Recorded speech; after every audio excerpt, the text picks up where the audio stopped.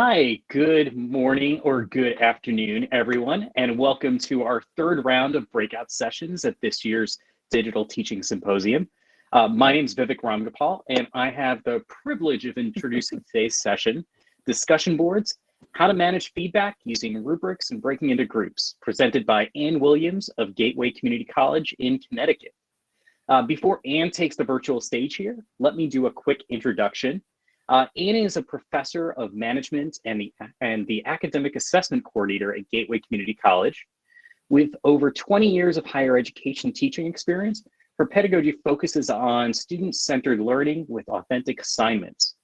Ann's courses include human resources management, enterprise risk management for accountants, business statistics, finance, critical thinking for business, and economics. As the assessment coordinator, she encourages a culture of continuous improvement through measurement of outcome attainment and reflection across all academic areas. So I know through the session, through the program today, and also at our BB World and virtual events, we know that topics like ways to engage students, especially through discussion boards and forums, they're always popular topics at these types of conferences. So Ann, without further ado, I'll just turn it right over to you to lead us through the session. Vivek, thanks so much for your introduction. It was very kind words. And I agree that we need to keep students involved in what we're doing. So I hope that this has some meaning for that. And I thank everyone for being here today. I know that it's a Friday afternoon and there's so much other stuff going on. It's getting towards the end of the semester, so there's always a lot of grading. But hopefully we'll have a bit of a discussion at the end, or post your questions as we go, and we'll see what we can do to answer questions on the fly. As Vivek said, I teach across a number of disciplines, all in the business area. And so I have the opportunity to see students as they enter our program through a first year experience type course and all the way through the capstone course, which for us is a finance course. And I use discussions everywhere. Even if it's a fully on-ground class, I use discussions. And so hopefully we'll have some ideas to go through today. And hopefully I won't have any technical issues. I also want to thank the folks that came earlier today when we had a lounge session where we talked about discussions and using groups and discussions and keys to feedback. So I had 4 main areas that I thought we'd hit on today, and that's why use intermittent feedback, why give them feedback during the week, how to design and use a rubric, how to pick a topic that might be something more creative than what you'd standard think of at the end of the chapter kind of question. And then are there advantages to using group discussions over a class-wide course? Now I have to give you a warning that my typical class size is 25, and we do have a bit of fallout, as you know, many people do. So I probably at the end of the semester, I might have, well, hopefully 20 students. So 20 students is a lot easier to manage than if you're doing this in a class of 100 or 200 or even 500. So take that with a grain of salt as to where I'm coming from. I'm coming from relatively small classes, and I'm able to break my classes into groups of 4 or 5 people fairly easily. And it doesn't make, it multiplies my work, but it doesn't make it that much more. So there's a lot of research out there about why give feedback. And for my typical design on a discussion board, I have everyone post their first discussion post by Monday at 11 p.m. And I've already expected them to have read the material and to kind of think about it, ponder it for a while. Discussion boards require some level of research and a level of writing. And so by Monday, they have to post their initial, and I hide in Blackboard. You can create an option for create a thread first, or allow the students to see all the work that other people have posted already. And I typically choose the, sorry, I'm reading the chat. I shouldn't be doing that, right? So I typically make them create a thread before they can see what the other students have written, so that their work is independent and not influenced by what other people have done. So rubrics have a benefit for the faculty member. I'm all about making something a little bit easier for me. I want to give strong feedback to the students, but I also want to make sure that I'm consistent. And one advantage of using a rubric is that I become very consistent. Students know what the cells mean, and I hopefully am consistent in my use of the cells. It takes me a little bit less time, right? Because it's a point and click. It's fairly easy to use the rubric. At the bottom of the rubric, you'll see in a second, I guess, I include the text box, and I put a lot of feedback in the text box. But I also make sure that my cells in the rubric include clear expectations. And what's the difference between met expectations and needs improvement? So that students, before they even go into the assignment, can see the rubric and have an idea of what it is I'm looking for and how they're going to earn the points. Also, if you're consistent in your wording of what your feedback is, a lot of people have a lot of luck creating a Word file or another file and copy and pasting your feedback from one file to the other. So that if you're making comments on the APA documentation for the textbook, have the reference entry for the textbook already prepared somewhere else and copy and paste it into your feedback. Unfortunately, it's not like at least have never figured out how to do it, the assignment grading rubric, where you can create your favorite expressions and reuse them in Blackboard. As far as I know, on the rubrics, you cannot do that. My colleges use the original. I'm not in Ultra, so I hope that this is still consistent. I know that there might be some small differences. Also, by using a rubric, I can keep better track of where my student learning outcomes are placed in my course. I can make sure that I know when I'm grading a specific discussion board that I'm focused on my second or my third student learning outcome, so that I can then come back and read the feedback if I need to when I'm reviewing my results and see how students did on that student learning outcome, that SLO. Are there benefits for students? I think so. So by giving them the rubric in advance, students have a better expectation of how to earn the points. We've probably all had students ask us, well, how long does it have to be? Well, how many citations do I need?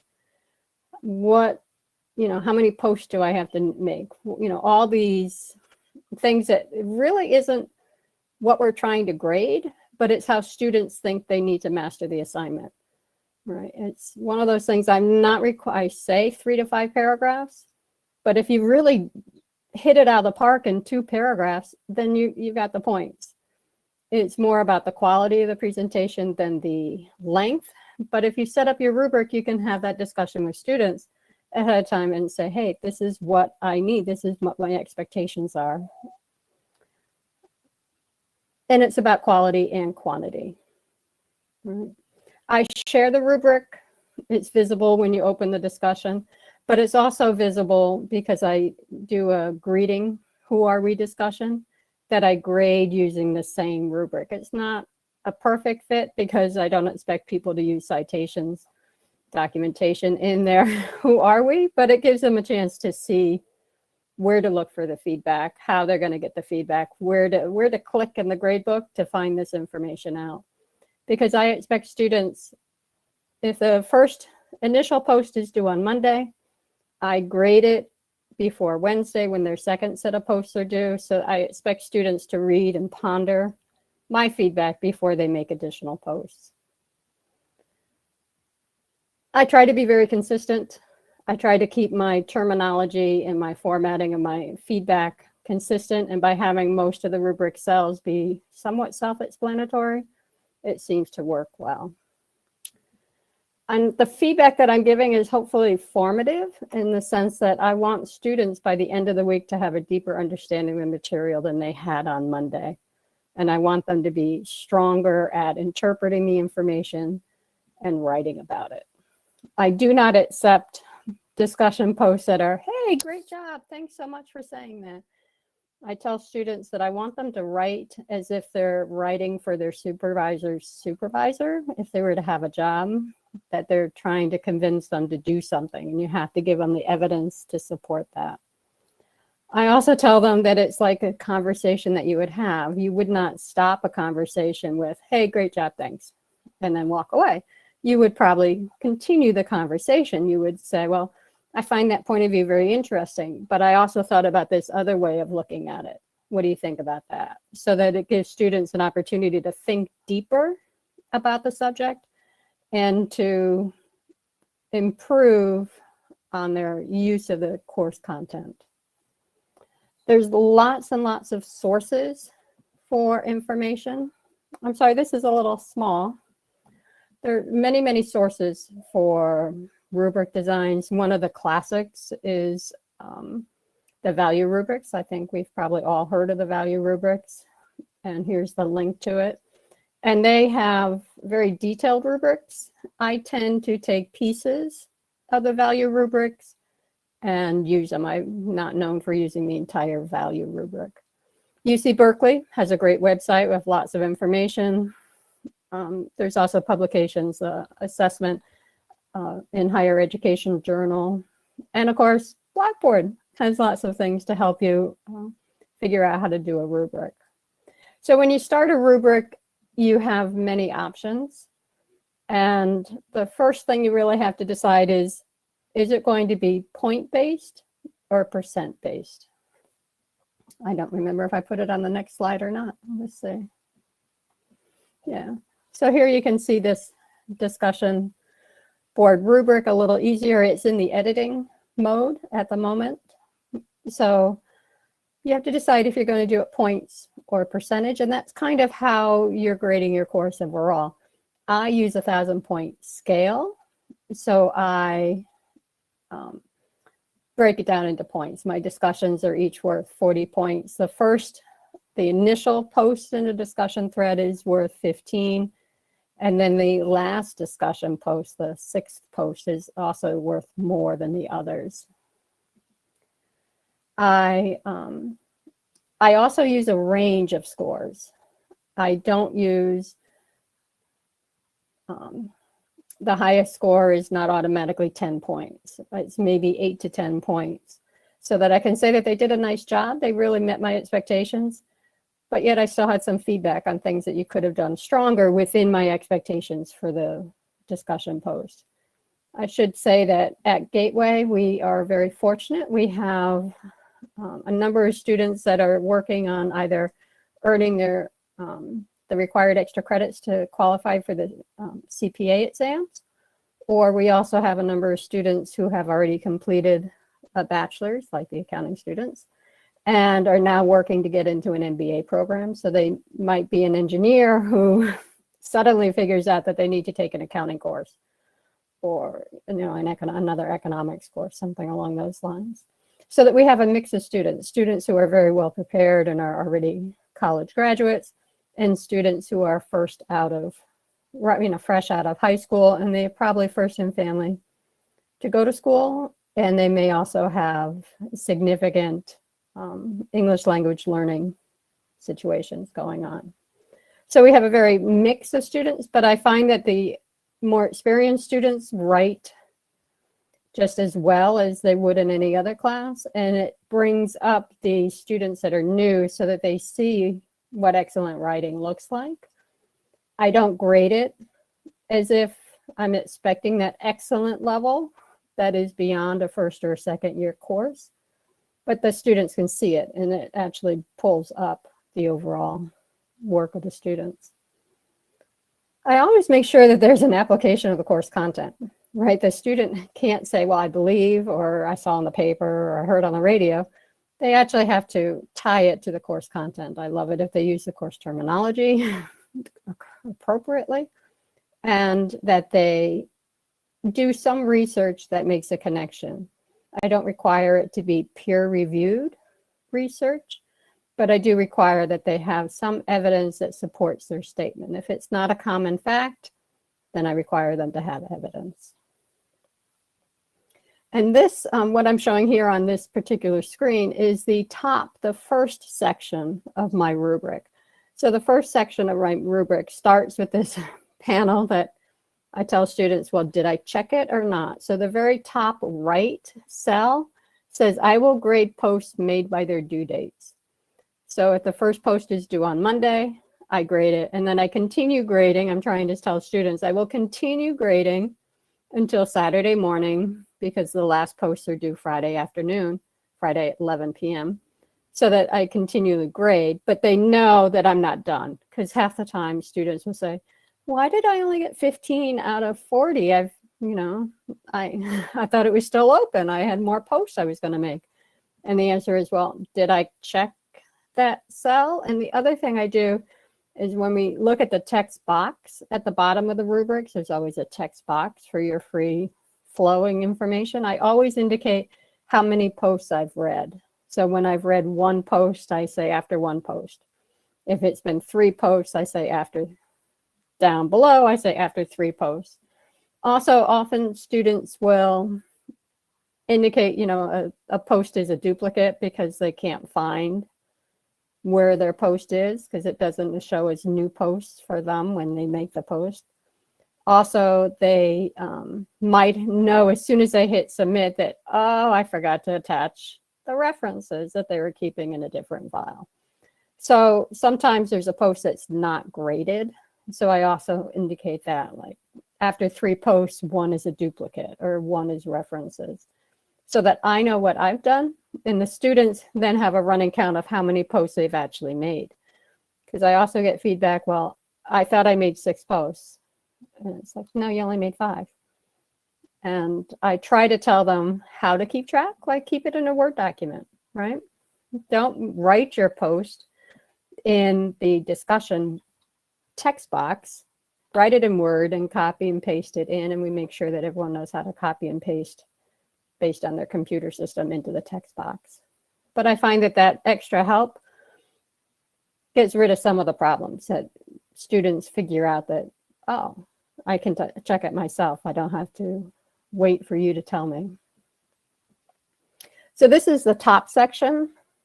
So I've broken it down into the partial grading row. And then there's a spelling and grammar, which is part of the normal rubric. When you open up a blank rubric in Blackboard, it will show up. And I've done it in 3 categories. The first category is needs improvement. You've really not done college level work here. And I try, if I'm clicking in that area, to make sure that I'm giving students a way to get better. Either please come see me in my office hours, please resubmit. Sometimes I'll let someone resubmit something. Or we have a very strong writing center on campus. I'll refer them to the writing center. I try to make sure that they have a way, we also have tutors, a way to get more information. And so the first one is, the first column is needs improvement. The second one is shows some understanding, right? You're on track, but you haven't quite gotten there.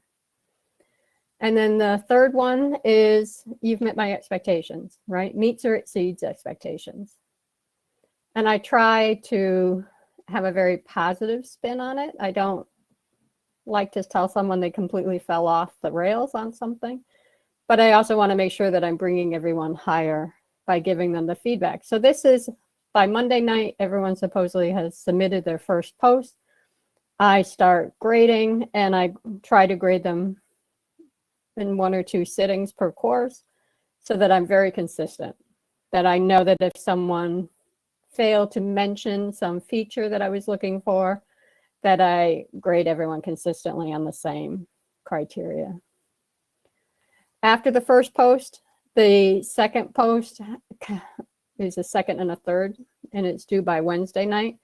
And at that time, the rubric is essentially the same, right? So it's the same rows, same columns, same descriptors that are pinning the points so that they know where the difference is. I probably should have mentioned that, huh? So in these descriptors for the spelling and grammar, the next row was going to be research and analysis. The far right, I have my right side is the best side. Some people set it up left side is the best. I set it up right side is the highest. I say the position is taken and well defended. And that has a point range of 6 to 10 points. And most of my students end up in there. But if they don't provide any evidence whatsoever, it's I think, then I move it into the needs, show some understanding, the middle column. And the way that I lock that in place is to say that the position is taken but not fully defended by the writing, or there's no supporting evidence, right? So you have to, students, I hope, understand at that point that they need to be clear in how they know what they thought they knew. And I also write that anytime I am taking points off, they're not earning the full points, I try very hard to describe it in my text feedback to say why they lost the points, why they did not earn the points. And then the last one here is the documentation. Did they follow APA standards? Did they use course terminology? Was it well documented? I do not, we're first and second level courses, but we're a community college. Sometimes some of our courses transfer as junior level courses. So I want them to really get in the habit of documenting their work, but I'm not the type of stickler that takes points off if it was a comma instead of a period, or if they capitalized something or forgot italics. I correct them, but I don't necessarily take points off. I'm very happy when they do document it. So often our students tell me, even though they've already taken an English course, that they didn't know they had to document it. They thought they could just do it. We also have a very strong referral program for when we find students are excessively plagiarizing, when they're not providing evidence of where they got their feedback, so that we have a very strong support system for students to learn what they should be doing, not just from the faculty member, but from a support staff person. I also so I do the first grading on Monday.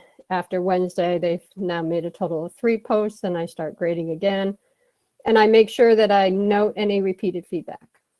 If, they said the average age was 17 and the average age was really 29, I'll tell them, well, the average age was 29 and you keep saying 17. I already gave you this feedback. So they earn fewer points. They lose more points when they have repeated errors, because I want to strongly encourage them to go for that, read my feedback and ponder my feedback. And I tell them that in the instructions and in the syllabus, it clearly says what I expect, that it has to be 3 to 5 paragraphs for every post, that there has to be evidence, that the first post is due on Monday, the next set is due on Wednesday, and then on Friday, and that they need to read and ponder my feedback before they make their additional posts. That is clearly in bold in the syllabus and is in that discussion, introduction to the discussion each time. I have a common phrasing, and then there's a line, and then there's the question that they're working on. At the end of the week, after I'm done grading, I go back into the discussion board tab and make sure that I tell them in bold that that discussion is now fully graded, and if I missed anything, to let me know. Because there are times when I, somehow something didn't quite float up through the grading queue as you thought it would, and something's been missed. But it's also a chance for students to right away tell you, well, I thought I made 6 posts. And you can easily send back a screen capture where it says how many posts they've done, and they'll be like, oh, I messed up. And then you can do with it as you wish. Picking topics. So I try to be creative in my topics, and I probably could give them more independence in picking the topics. So I try to pick things that are a little unexpected. So in my macro and microeconomics classes, I had them read Robert Frost's The Road Not Taken and talk about how that explains decision-making in economics. How does economic theory, what does the traveler in The Road Not Taken do that explains economic theory? Does it match? Does it not match? And they seem to enjoy that. They've all studied The Road Not Taken in high school. It seems that everyone's read it once or twice in school. So they're very surprised when they can apply it to a separate field when it's something other than their English experience. I do let students select topics, not as broadly as some people maybe, but in the Principles of Accounting, our first course in financial accounting course, when we're talking about internal controls, I have them go out and find an article about a situation where there was fraud by an employee that resulted in some kind of loss. We had some major fraud here in that area. Not too long ago, we had a state rep who was just arrested for misappropriation of $600,000. So it happens. And what we talk about in the class is how to recognize what did happen. And then the discussion is, well, what would you do differently? How would you institute controls to do it differently? What are the advantages of seeing a new speaker, someone that you would not necessarily have seen before? So I enjoy looking through TED Talks, other videos, books that are unusual. I have them for critical thinking. I have them watch Admiral half his name is missing there, I think. McRaven, I think is his name. At the University of Texas at Austin, he gave a commencement address where he talked about make your bed. I don't know if anyone's familiar with that. And the make your bed thing goes into the 10 things that he learned from being a Navy SEAL. But what's interesting, when we watch the video together, I stop it right after, before he says a word.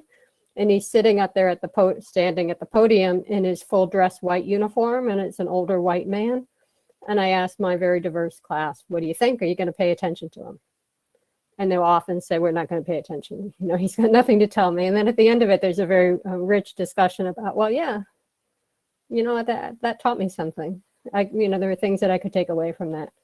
And then they have the discussion to really flesh it out. In HR, I have them watch Ricardo Semler's TED Talk about having a business without rules. His idea is that if you sold enough widgets by Wednesday to meet your goal, please do not sell any more on Thursday. You've done your job for the week, take the rest of the week off.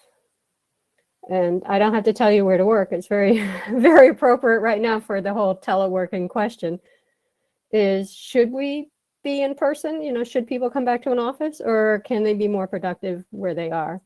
And so it's very informative as we talk about policies and procedures and how do you meet the needs of the company and let people be professionals.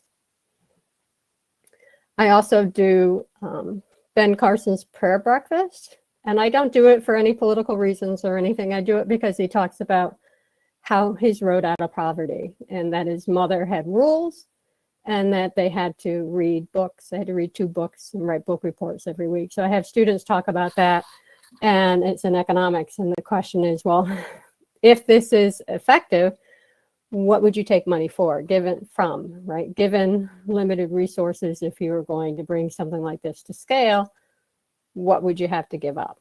So they're talking about an unexpected speaker that they may or may not know who he is.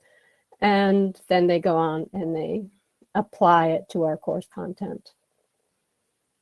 I also use current events, not just news articles, but also we are very fortunate here in the New Haven, Connecticut area to have Quinnipiac University polling. And a lot of their polling is regional rather than national. So I'll pick one of their poll results and ask the statistics students to go and tell me if the process, their design was appropriate, whether it's been weighted, or did everyone's participation count equally? And then how would you interpret the results? What would you use them for? That one seems to be the most confusing for students for some reason. And we always get into a discussion about, should it be a group or should it be individual work? So the beauty of discussions in the first place is that students have this idea of wait time, and I'm not the one that created this theory, but the idea is that if students have time to ponder something and think about something, then they can write about it in more depth and at their own pace. It's like if you're in a classroom, we've all had classes where there's one student and you really fight to help that student not talk every minute. And you want to encourage the person who's quiet and thoughtful to say something. in the discussion, the written discussion has an opportunity for students to actually do that, right? Everyone has to write. You can write it quickly or you can take a long time to write it as long as you meet the deadlines. And the research generally shows that the responses are longer. There's more content in the writing, that fewer people miss the assignment, and that there can be positive self-esteem outcomes attached with it. Right, and giving them the feedback lets them get better, stay on track, strengthen their writing over the course of the week, deepen their understanding, I hope. I often, though, use small groups, 4 to 5 people. And the question is, do you use the same group every week or do you change up your groups? And earlier today when we had the lounge session, I guess we were like 50-50. Some people keep the same group, some people use random groups, some people move the low performers out of a group over the course of a semester. So it depends on what you think works well for your team. The groups that I use in the discussions tend to be the same group that they're assigned in for the project. In enterprise risk management, it's the same group. You're in your group and you get to work with them the entire semester. So there's deeper collaboration and there's more holding each other accountable.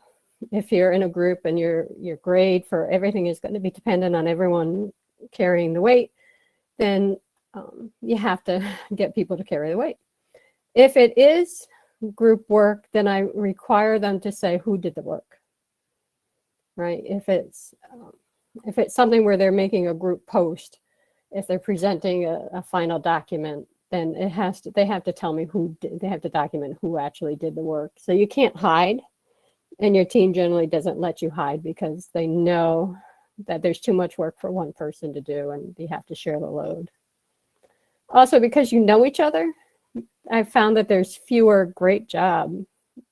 Thanks for writing that post, that they generally will take it further. They will continue the conversation.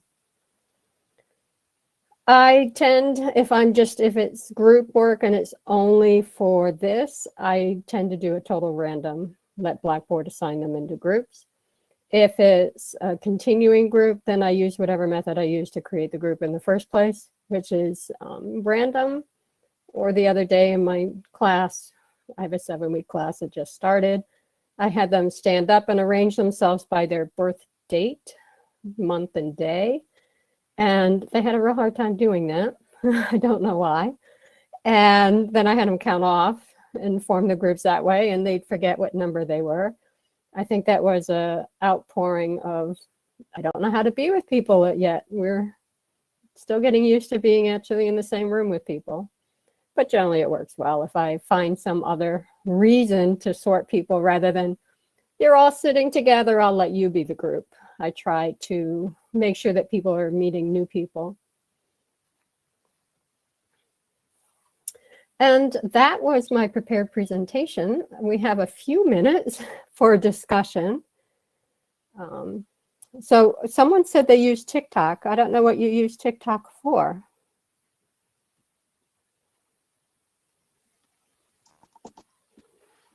Yeah, I'm curious to hear more about that. I've seen some videos shared. I've got an 8th grader at home, and I know one of his teachers does TikTok, but I think it's more for entertainment than anything else. So Anne, I just wanted to I tend not to ask students to present images of themselves, just because we know that we have a digital divide, and that some students have more access to technology than others. Right. So I tend not to ask for video type presentations. Of course, in the feedback, there are lots of ways that you can add audio feedback so that students can hear your voice. And some people find that a lot faster. Got it. So we are running up right against the wire, and I didn't want to interrupt because I know, especially as you were talking about different types of content and things that you shared out to spark conversation, spark engagement, there was a lot of excitement around that. What I did want to wrap up and say is I know that the common questions that people have are there slides that we can access? And yes, in the panel itself, there is an area where you can have download the slides, review them, and also any handouts that are related to the session. And the other question is always around, is this session recorded? Yes, the sessions are going to be recorded, and they're going to be available in the Hublio event site and platform, and they'll be there through November, and then they'll be migrated over to the community site. So one last thing that I'll just mention is we can continue the conversation over in the networking area. I know that there was a lot of excitement and people had some fun ideas around student engagement. So I think we can continue the conversation, and if you have time, hopefully you can hop over to one of those tables in the lounge. But I wanted to take the time and thank you as well. Oh, well, I'm so glad everyone came today. I hope that it looks like people took things to heart and have provided more feedback, more reflection, as I've asked for. Absolutely. So thank you again. Thank you for joining us today. And we hope you've enjoyed not just this session, but the entire program. And we look forward to continuing the conversation.